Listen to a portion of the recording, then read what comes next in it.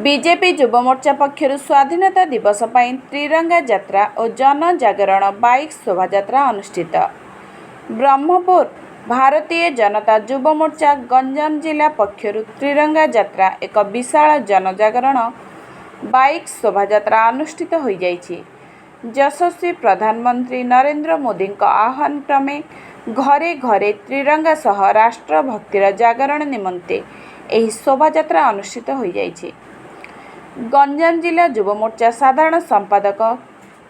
के रवि राव संयोजन होइथिबा एही बाइक रैली रे ब्रह्मपुर विधायक के अनिल कुमार वरिष्ठ नेता तथा राज्य कार्यकारिणी सदस्य कान्हू चरणपति, ब्रह्मपुर लोकसभा क्षेत्र संयोजक सरोज सावत, जिला सभापति डॉक्टर सुभाष साहू, राज्य युवमोर्चा संपादक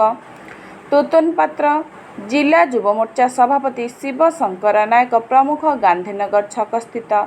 महात्मा गांधी और उक्तलमणि मधुसूदन दास को प्रतिमूर्ति रे माल्यार्पण करी त्रिरंगा यात्रा आरंभ करथिले। एही त्रिरंगा यात्रा गांधीनगर छक ठारू आरंभ होई पुराना बसस्टाण्ड, गिरिजा छक, गिरी मार्केट, हनुमान बजार, सान बजार, बड़ बजार, हरिड़ा खंडी छक, तालुका गेट बजार, खलिकोट कॉलेज, बिजीपुर, गोसाणी नुआगाँ आदि अंचल देश प्रेमर भावना जाग्रत सह घरे घरे त्रिरंगा पताका लगाइबा पई जन जागरण करा जायथिला। सकाळे भारतीय जनता पार्टी पक्षरु हर घर त्रिरंगा कार्यक्रम अनुष्ठित होइथिला। ब्रह्मपुर स्थित अन्नपूर्णा मार्केट ठारू आरंभ होइथिबा हर घर त्रिरंगा कार्यक्रम रे ब्रह्मपुर सांसद डॉक्टर प्रदीप पाणिग्राही,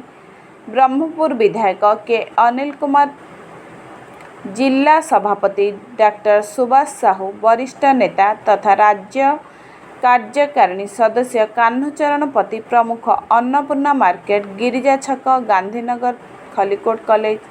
पर्यंत घर घर को जाई त्रिरंगा पताका बंटन करथिले। ब्यूरो रिपोर्ट, स्वतंत्र टीवी। प्रिय यशस्वी प्रधानमंत्री ये जो हर घर तिरंगा ये समाजर तल स्तर में जी जानी पारु ना ये स्वाधीनता कौन, ये तिरंगा कौन, तिरंगार मतलब कौन, ये जो तीनटा रंग कौन पे अच्छी ये ताकू जनइबाई समस्त को अनुरोध कराई। प्रिय प्रधानमंत्री आम अनुरोध कर ये जो तिरंगा ये गोटे प्रतीक, ये सारा देश में आमर डेमोक्रेसी जो तल स्तर में सी जानी पारु ना लोक कौन प्रकार स्वाधीनता विषय ताकू जनइबाई ताकू घर घर बुलिकी आमर नेता माने हो आमर कर्मी मान हूँ समस्ते जाइकी घर घर बुलिकी जनइबार से गोटे कार्यक्रम होती। आज ब्रह्मपुर सहर में दक्षिण ओडिशार केन्द्रबिंदु ब्रह्मपुर सहर में सरकार निष्पत्ति पार्टी निष्पत्ति अनुजाई प्रत्येक घरे तिरंगा पताका जातीय पताका आमर जो स्वाधीनता पाइले 1947 मसीहा अगस्ट 15 रे जहाँ आसंता 15 तारिख दिन पालन करा जिवो लोकों मन भितर स्वाधीनता भाव सृष्टि करने प्रधानमंत्री राष्ट्र अध्यक्षर जो चिंताधारा ताकू आमे समस्त पाखे पहुँचापी उद्देश्य आज आरंभ होईची। मु समस्त को अनुरोध करुच्ची जे प्रत्येक नागरिक प्रत्येक घरे ये जो 1947 मसीह 2024 एत बड़ भारतर स्वाधीनता यात्रा रे आमे समस्ते आज जो जगार पहुँची पारिचे ये स्वाधीनता संग्रामी मानकर जो बलिदान तांकर त्याग को मन रखी आ स्वाधीनता समय रे पूर्वर जो कष्ट भोगी थे भारतीयवासी ताकू मन रखी आगामी दिन में स्वाधीन भारत को सुदृढ़ करने मन आम भितर फ्रीडम और लिबर्टी कार्य को दृढ़ करने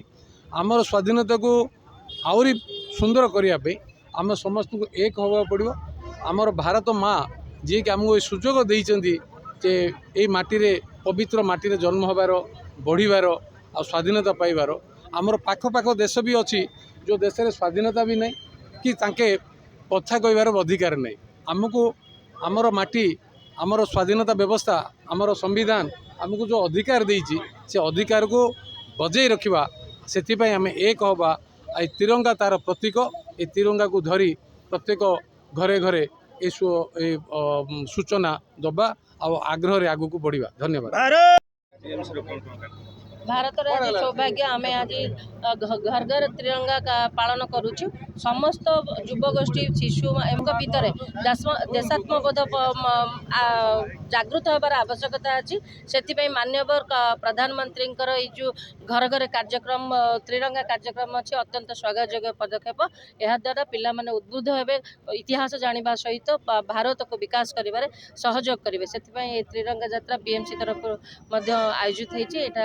काली अच्छी माराथन अच्छी आउ साइक्लिंग अच्छी एवं